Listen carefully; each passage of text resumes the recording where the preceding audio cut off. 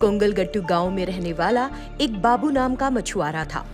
वो नदियों से और झीलों से मछली पकड़ता था और उन्हें पकड़कर बाजार में बेचा करता था। मिलने वाले पैसों से वो अपना परिवार चला रहा था। मछली बेचने की अपनी कमाई से उसने अपने बेटे को अच्छी शिक्षा दिलवाई थी। उसके बेटे कुमार ने बचपन से ही गरीबी और मुसीबतों को देखा था और इसीलिए अच्छी तरह से पढ़कर वो अपने परिवार को गरीबी से बाहर निकालना चाहता था। एक दिन, कुमार, जब तक तुम्हें नौकरी नहीं मिल जाती तब तक तुम मेरे साथ मछली पकड़ने क्यों नहीं आते? हम कुछ और पैसे कमा सकेंगे ना? उसने कहा। क्योंकि कुमार अपने पिता के कहे को टाल नहीं सकता था, इसलिए वो इस काम के लिए तैयार भी हो गया। उस दिन उन्होंने बहुत सारी मछलियाँ पकड़ी और बाबू घर आकर अपनी पत्नी से यूं कहने लगा, देखो, तुम्हारे बेटे के हाथ में इतना नसीब है कि जब वो मछली पकड़ने गया तो जाल मछलियों से भर गया। आज हमने बहुत पैसा कमाया। वो इस बात से बहुत खुश था। कुमार को मछली पकड़ने का काम पसंद तो नहीं था, लेकिन पिता के दबाव के कारण वो बिना इच्छा के इस काम को किए जा रहा था। एक दिन उसका मित्र गोपी उससे कहने लगा, कुमार, मैंने कंसल्टेंसी को पैसे दिए और बैकडोर से मुझे नौकरी मिल गई। तुम भी कोशिश करो। आखिर कब तक यूं ही बैठे बैठे नौकरी का इंतजार करते रहोगे? इसके बारे में सोचो। जब उसके दोस्त गोपी ने कई बार उससे वही बात कही तो कुमार ने जाकर अपने पिता को बताया, पिताजी, मेरे कई दोस्त पैसे दे रहे हैं और घूस देकर उन्हें नौकरी भी मिल रही है। मैं भी कोशिश करना चाह रहा था।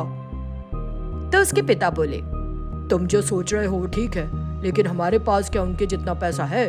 जब तुम्हारे पास इतना पैसा हो जाए तो कर लेना, तब तक इंतजार करो और मेरे साथ मछली पकड़ने आओ।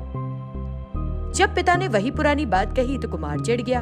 हम कितना पैसा कमा रहे हैं? हम जो कमा रहे हैं वो कुछ भी नहीं है, और जिस तरह से हम जी रहे हैं वो तो बहुत ही बुरा है।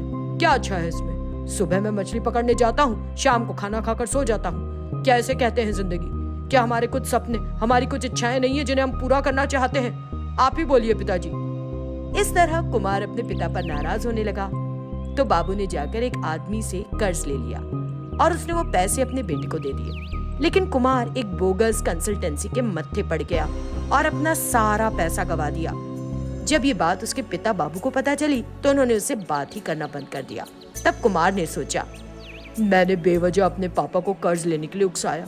अब तक उन्होंने अपनी कमाई से ही तो मुझे पढ़ाया था। फिर जो वो काम मुझसे करने को कह रहे हैं उसे करने में मुझे शर्म क्यों आ रही है? उस काम को करके ही तो वो कर्ज भी उठा सके। मैं पढ़ा लिखा हूँ, लेकिन मेरे पिता जो काम करते हैं उसे करने में क्या बुराई है? उसने मछली पकड़ने जाने की सोची, परंतु दूसरा जाल जो घर में था, पिता ने उसे गुस्से में आकर बेच दिया था। अब कुमार मछली पकड़ने जाना चाहता था, लेकिन उसके पास मछली पकड़ने के लिए जाल नहीं था। अब मुझे किसी भी तरह मछली पकड़नी ही होगी और पिता द्वारा लिया हुआ कर्ज चुकाना ही होगा। तो वो जंगल गया और बांस की लकड़ियां लेकर आया और बांस की लकड़ियों से एक जाल बनाया और एक अलग तरह से, जहां पानी का बहाव बहुत ज्यादा था, वहां पर उसे डाला। ढेर सारी मछलियां पकड़ में आई। इस तरह उसने अपने बैम्बू जाल से कई दिनों तक यही काम किया और अपने बांस की डंडियों से बने जाल से ढेर सारी मछलियां पकड़ी और पिता द्वारा लिए गए कर्ज को भी चुका दिया। ये सब देखने के बाद बाबू फिर से अपने बेटे से बात करने लगा। इस प्रकार उसने अपनी शिक्षा का इस्तेमाल किया और अपनी बुद्धि से जो बांस का जाल तैयार किया, उससे उनका व्यवसाय काफी आगे बढ़ गया। उन्हें बहुत लाभ होने लगा। उसकी सभी गांव वालों ने प्रशंसा की, जिसे देखकर बाबू का सीना अपने बेटे के लिए गर्व से चौड़ा हो गया। सीतापुर गांव में वेंकट नाम का एक व्यक्ति रहा करता था। वेंकट को गांव के लोग बहुत पसंद करते थे, लेकिन बहुत दिनों पहले ही उसकी मौत हार्ट अटैक से हो गई थी। तब से गांव के लोगों को लगता कि उसके पुत्र सतीश को एक अच्छी सी नौकरी मिल जाए, इसीलिए सब लोग बहुत प्रयास कर रहे थे। वैसे सतीश पढ़ाई लिखाई, खेल कूद सब में बहुत होशियार था, पर कई इंटरव्यू देने पर भी उसकी कहीं नौकरी नहीं लग पा रही थी।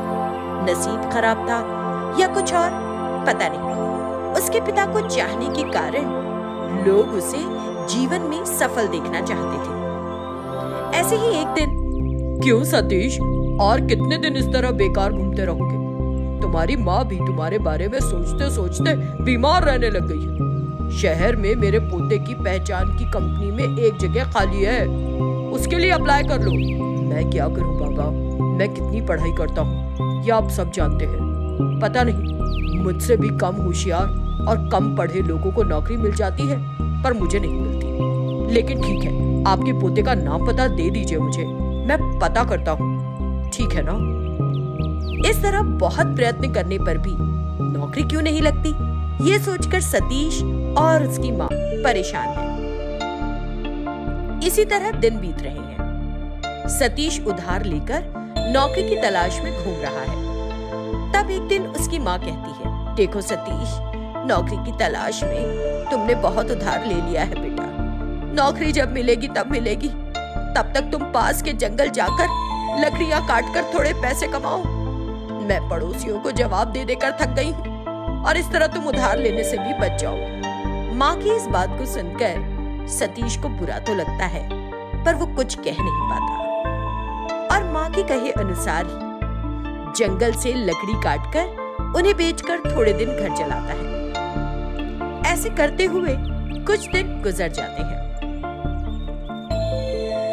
फिर एक दिन वो जंगल की एक गहरी खाई के किनारे पेड़ पर चढ़कर लकड़ी काट रहा होता है। तभी पैर फिसलकर खाई में गिर जाता है। किस्मत अच्छी थी जो ज्यादा चोट नहीं लगी, लेकिन उसे वहाँ एक मुनि दिखाई देते हैं जो बहुत दिनों से तपस्या कर रहे हैं। तभी तेज हवा चलती है और मधुमक्खियों का छत्ता हिल जाने से मधुमक्खियां बाहर आ जाती हैं। सतीश मुनि को घेर कर खड़ा हो जाता है, जिस कारण मक्खियां मुनि को न काटकर सतीश को काटती हैं। सतीश दर्द से चिल्ला उठता है। उसके चिल्लाने की आवाज से मुनि की तपस्या भंग होती है। तुम कौन हो बेटा? इस घने जंगल में आने का साहस क्यों किया तुमने? और ये तुम्हारे शरीर पर डंक के निशान, आपकी तपस्या मधुमक्खी के काटने से कहीं भंग ना हो जाए, इसलिए मैं मक्खियों के सामने खड़ा हो गया। फिर भी आपकी तपस्या भंग हो गई। मुझे माफ कर दीजिए मुनि जी, मेरा ये आशय नहीं था। ठीक है बेटा, तुम्हारे इस एहसान के बदले पहाड़ के ऊपर एक बांस की गुफा है, जिसमें तुम्हारे दुख दूर करने वाली चीज जो तुम्हें चाहिए मिलेगी। वहां जाकर ले लो। ऐसा कहने पर सतीश बड़ी कठिनाई से ऊपर चढ़कर उस पहाड़ पर स्थित बांस की गुफा में जाता है। वहां रुपयों की गड्डियां और सोना देखकर उस धन को लेता है और फिर उस धन से व्यापार करके अपने जीवन को खुशहाल करने के साथ साथ अपनी माँ का इलाज भी करवाकर उसे प्यार से रखता है। इस तरह एक मुनि की सहायता से सतीश की जिंदगी बदल जाती है।